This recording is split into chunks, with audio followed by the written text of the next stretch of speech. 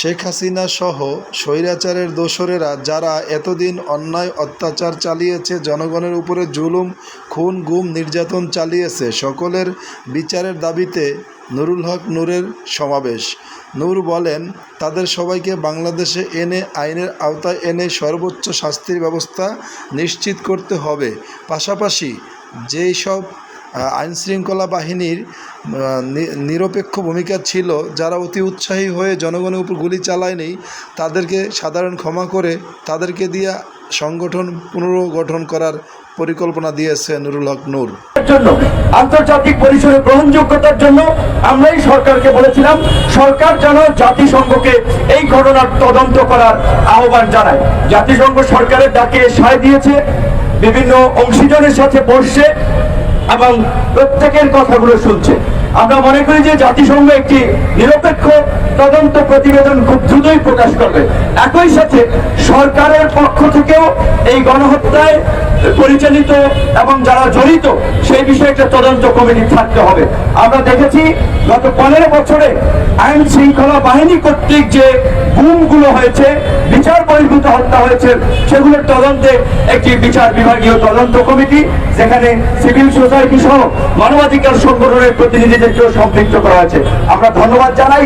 এই ধরনের প্রক্রিয়া এবং রিফর্মের মধ্য দিয়েই রাষ্ট্র সংস্কারের দিকে বাংলাদেশকে এগিয়ে যেতে হবে। যদি এই রাষ্ট্র সংস্কার কিংবা রাষ্ট্র পুনর্গঠন, আমরা যাই বলি না কেন, রাষ্ট্রের পুনর্গঠন দরকার, সংস্কার দরকার, সেটা যদি না হয়, শুধুমাত্র একটা রাজনৈতিক দল ক্ষমতা থেকে পালিয়েছে আর একটা দলের হাতে যদি ক্ষমতা চলে যায়, তাহলে কিন্তু এই যে এই দেশের নিরীহ জনগণ, কৃষক, শ্রমিক, সাধারণ মানুষ বারবার যে স্বপ্ন নিয়ে রাজপথে আসে, রক্ত দেয় গণতান্ত্রিক একটা বাংলাদেশ বিনির্মাণ করার জন্য, একটা মানবিক বাংলাদেশ বিনির্মাণ করার জন্য, সেই স্বপ্ন পূরণ হবে না।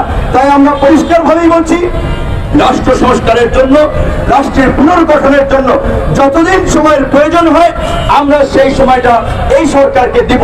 কিন্তু এই সরকার যে ইমানের সহিত কাজ করতেছে, জনগণের আকাঙ্ক্ষাকে ধারণ করে এগিয়ে যাচ্ছে, সেটি তাদের কাজের মধ্যে দিয়ে কিন্তু জনগণের কাছে পরিষ্কার হবে। আমরা বলতে চাই, পৃথিবীর অনেক দেশে নজির আছে, যারা গণহত্যা এবং মানবতা বিরোধী অপরাধে জড়িত ছিল, তাদের রাজনৈতিক কর্মকাণ্ডকে নিষিদ্ধ করা হয়েছে। যেহেতু গত ক্ষমতাসীন ফ্যাসিস্ট রাজনৈতিক দল আওয়ামী লীগ গণহত্যা করেছে এবং গত 15 বছরে মানবতা বিরোধী অপরাধ করেছে, তাই তাদেরকে নিষিদ্ধ করা এখন সময়ের দাবি, মানবতার দাবি।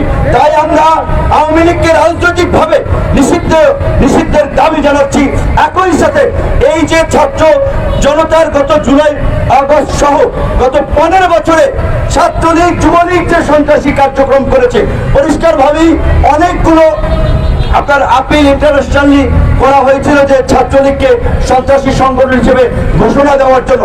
আমরা স্বরাষ্ট্র উপদেষ্টাকে অনুরোধ জানাবো, অনতিবিলম্বে ছাত্রলীগ, যুবলীগকে নিষিদ্ধ সংগঠন হিসেবে ঘোষণা দিন এবং আমাদের আন্তর্জাতিক সম্প্রদায়, আমাদের যারা কাজ করছেন মানবাধিকার সংগঠনগুলো, তাদেরকেও বলবো, আন্তর্জাতিক কমিউনিটিতেও আপনারা ছাত্রলীগ, যুবলীগকে সন্ত্রাসী সংগঠন হিসেবে ঘোষণার দাবি জানান।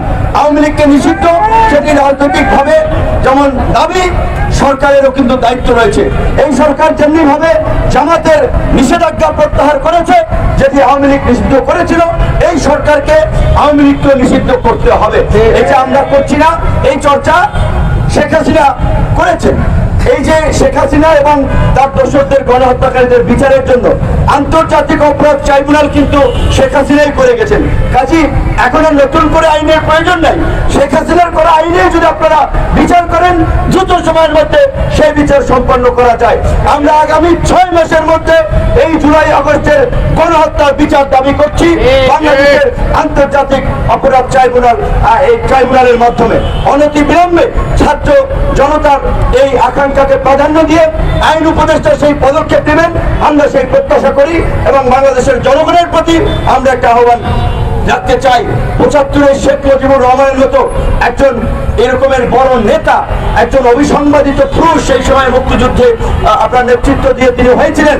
তার মৃত্যুর পরে আপনারা লক্ষ্য করেছিলেন থমথমে পরিস্থিতি ছিল, কিন্তু 75-এর পরেও কিন্তু অনেকগুলো পাল্টা হয়েছে 75 থেকে 81 সাল পর্যন্ত।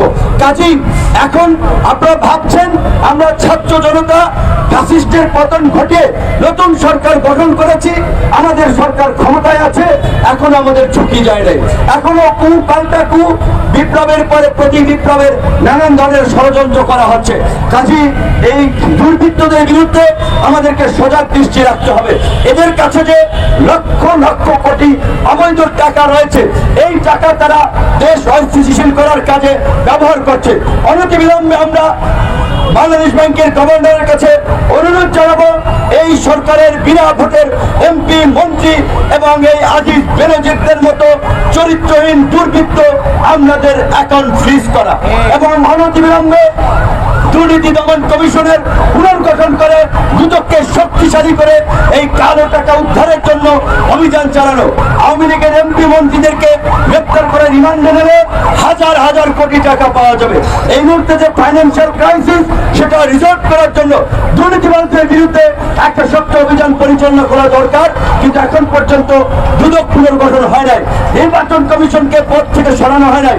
এই নির্বাচন কমিশন এই শেখ হাসিনার ফাঁসিবাদের সহযোগী ছিলেন, তারা শেখ হাসিনার এই একতরফা নির্বাচনগুলোকে বৈধতা দিয়েছেন। কাজী যারাই এই ফাঁসিবাদের সহযোগী ছিলেন, এই অপকর্মের সাথে জড়িত ছিলেন, তাদের প্রত্যেককে বিচারের মুখোমুখি করতে হবে। একই সাথে আরো একটি বিষয় আমাদেরকে আমলে নিতে হবে। আজকে আমরা পুলিশ কিংবা প্রশাসনের ধারাবাহিকভাবে সবাইকে যদি রাজনৈতিক তকমা দিয়ে আমরা চাকরিচ্যুত করার দাবি জানাই, চাকরিচ্যুত করা হয়, সেটা আর একটা সংকট তৈরি করবে।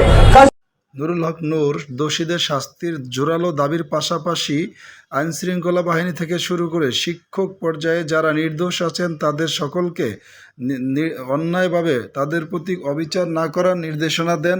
পাশাপাশি যেন কেউ নিরপরাধ কেউ কোনো ধরনের বৈষম্যের শিকার না হন সেই বিষয়ে তাগিদ প্রদান করেন। উক্ত অনুষ্ঠানে নুরুল হক নূরের পাশাপাশি উপস্থিত ছিলেন সাধারণ সম্পাদক রাশেদ খান এবং হাসান আল মামুন সহ আরও অনেকে। রিয়াজ মাহমুদ, আস্থা নিউজ, ঢাকা।